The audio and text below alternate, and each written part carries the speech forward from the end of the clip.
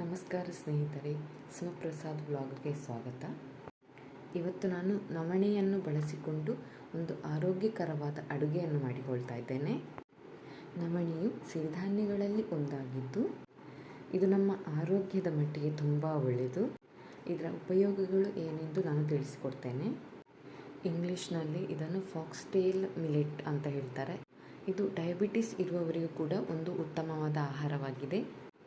ಈ ನವಣೆ ಅನ್ನುವಂಥದ್ದು ನಮ್ಮ ದೇಹದ ಕೊಲೆಸ್ಟ್ರಾಲ್ ಮಟ್ಟವನ್ನು ಕಡಿಮೆ ಮಾಡಲು, ಹಾಗೆಯೇ ತುಂಬ ದಪ್ಪ ಇರುವವರು ದೇಹದ ತೂಕ ಇಳಿಸಬೇಕು ಅಂತಾದರೆ ಅಡಿಗೆಯಲ್ಲಿ ಈ ನವಣೆಯನ್ನು ಉಪಯೋಗಿಸಿಕೊಳ್ಳುವುದು ಉತ್ತಮ. ಇದು ಕ್ಯಾನ್ಸರ್ ಮತ್ತು ಪೈಲ್ಸ್ ಇರುವವರಿಗೂ ಒಳ್ಳೆಯದು. ಈ ಹೃದಯ ಸಂಬಂಧಿ ಸಮಸ್ಯೆಗಳು ಬಾರದ ಹಾಗೆ ತಡೆಗಟ್ಟಬೇಕು ಅಂದರೆ ಆಹಾರದಲ್ಲಿ ನವಣೆಯನ್ನು ಬಳಸಿಕೊಳ್ಳುವುದು ಒಳ್ಳೆಯದು. ಕೆಲವರಿಗೆ ಕೆಲವೊಂದು ಆಹಾರಗಳು ಅಲರ್ಜಿಯನ್ನು ಉಂಟು ಮಾಡುತ್ತದೆ. ಹಾಗೆ ಸಿರಿಧಾನ್ಯ ಅಲರ್ಜಿ ಇರುವವರು ಈ ಆಹಾರವನ್ನು ಬಳಸಿಕೊಳ್ಳಬೇಡಿ. ಈ ನವಣೆಯಲ್ಲಿ ವಿಧ ವಿಧವಾದ ಹಾಗೆ ರುಚಿ ರುಚಿಯಾದ ಅಡಿಗೆಯನ್ನು ಮಾಡಿಕೊಳ್ಬೋದು. ನಾನಿವತ್ತು ನವಣೆಯನ್ನು ಯೂಸ್ ಮಾಡಿಕೊಂಡು ಉಪ್ಪಿಟ್ಟನ್ನು ಮಾಡ್ತಾ ಇದ್ದೇನೆ. ಬನ್ನಿ ನೋಡುವ ನವಣೆ ಉಪ್ಪಿಟ್ಟು ಹೇಗೆ ಮಾಡೋದು ಅಂತ ನೋಡುವ ಬನ್ನಿ. ಮೊದಲಿಗೆ ಒಂದು ಈರುಳ್ಳಿ, ಒಂದು ಟೊಮೆಟೊ, ಒಂದು ಕ್ಯಾರೆಟು, ಒಂದು ಹಸಿಮೆಣಸು, ಅರ್ಧ ಶುಂಠಿಯನ್ನು ಕಟ್ ಮಾಡಿಟ್ಟುಕೊಂಡಿದ್ದೇನೆ. ಒಂದು ಕುಕ್ಕರಿಗೆ ಸ್ವಲ್ಪ ಎಣ್ಣೆ ಹಾಕಿಕೊಂಡು ಎಣ್ಣೆ ಬಿಸಿ ಆಗೋ ತನಕ ಕಾಯಬೇಕು. ನಂತರ ಒಗ್ಗರಣೆಗೆ ಸಾಸಿವೆ ಹಾಕಿಕೊಳ್ಬೇಕು. ನಂತರ ಕಟ್ ಮಾಡಿಟ್ಟುಕೊಂಡಿರುವ ಶುಂಠಿ ಮತ್ತು ಹಸಿಮೆಣಸನ್ನು ಹಾಕಿಕೊಳ್ತಾ ಇದ್ದೇನೆ. ಇದು ಫ್ರೈ ಆಗಬೇಕು.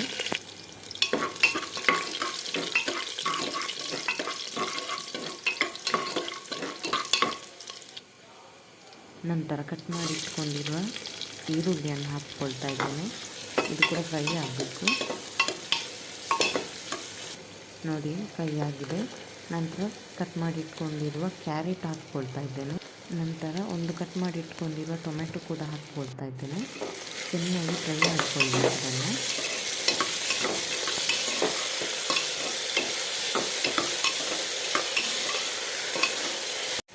ನಂತರ 1/4 ಚಮಚದಷ್ಟು ಅರಶಿನ ಹಾಕ್ಕೊಳ್ಬೇಕು. ನಾನಿಲ್ಲಿ 1.5 ಗ್ಲಾಸ್ನಷ್ಟು ನವಣೆ ತಗೊಂಡಿದ್ದೇನೆ. ಇದನ್ನು ಚೆನ್ನಾಗಿ 3 ಸಲ ತೊಳ್ಕೊಳ್ಬೇಕು. ತೊಳೆದಾದ ಮೇಲೆ ಕುಕ್ಕರ್ಗೆ ಹಾಕಿಕೊಳ್ತಾ ಇದ್ದೇನೆ. ಇದನ್ನು ಒಮ್ಮೆ ಫ್ರೈ ಮಾಡಿಕೊಳ್ತಾನೆ ಇದನ್ನು ಹಾಕಿಕೊಂಡು. ನಂತರ ನಾನಿಲ್ಲಿ 4 ಗ್ಲಾಸಿನಷ್ಟು ನೀರು ತಗೊಂಡಿದ್ದೇನೆ. ಅಂದರೆ 1 ಗ್ಲಾಸಿಗೆ 2 ಗ್ಲಾಸಿನಷ್ಟು ತಗೊಂಡು 1 ಗ್ಲಾಸ್ ಎಕ್ಸ್ಟ್ರಾ ನೀರು ಹಾಕಿಕೊಳ್ತಾ ಇದ್ದೇನೆ ನಾನಿಲ್ಲಿ.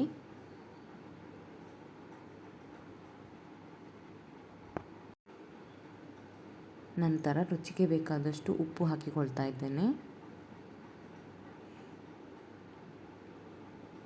ನಂತರ 1 ಚಮಚದಷ್ಟು ತುಪ್ಪ ಹಾಕಿಕೊಳ್ತಾ ಇದ್ದೇನೆ.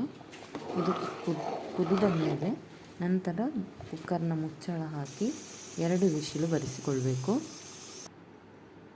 ನೋಡಿ ಈಗ ನವಣೆ ಉಪ್ಪಿಟ್ಟು ರೆಡಿಯಾಗಿದೆ. ಇದಕ್ಕೀಗ ನಾನು ಕೊತ್ತಂಬರಿ ಸೊಪ್ಪು ಹಾಕಿಕೊಳ್ತಾ ಇದ್ದೇನೆ. ನೋಡಿ ಬಿಸಿ ಬಿಸಿಯಾಗಿ ರುಚಿ ರುಚಿಯಾದ ನವಣೆ ಉಪ್ಪಿಟ್ಟು ರೆಡಿಯಾಗಿದೆ. ಇದು ಆರೋಗ್ಯಕ್ಕೂ ಕೂಡ ಉತ್ತಮವಾಗಿರುತ್ತದೆ. ಬಿಸಿ ಬಿಸಿಯಾಗಿರುವಾಗಲೇ ತಿಂದರೆ ರುಚಿಯೂ ಇನ್ನಷ್ಟು ಇರುತ್ತದೆ. ನೋಡಿ ನಾನೀಗ ಬಿಸಿ ಬಿಸಿ ಇರುವಾಗಲೇ ಪ್ಲೇಟಿಗೆ ಹಾಕಿಕೊಂಡಿದ್ದೇನೆ ನಾನು. ಇವತ್ತಿನ ರೆಸಿಪಿ ನಿಮಗೆ ಇಷ್ಟ ಆಗಿದ್ದರೆ ಲೈಕ್ ಮಾಡಿ, ಶೇರ್ ಮಾಡಿ, ಕಮೆಂಟ್ ಮಾಡಿ, ಹಾಗೆ ಸಬ್ಸ್ಕ್ರೈಬ್ ಮಾಡೋದನ್ನು ಮರಿಬೇಡಿ. ಧನ್ಯವಾದಗಳು. ನಾವು ಮತ್ತೆ ಸಿಗುವ ನೆಕ್ಸ್ಟ್ ವಿಡಿಯೋದಲ್ಲಿ.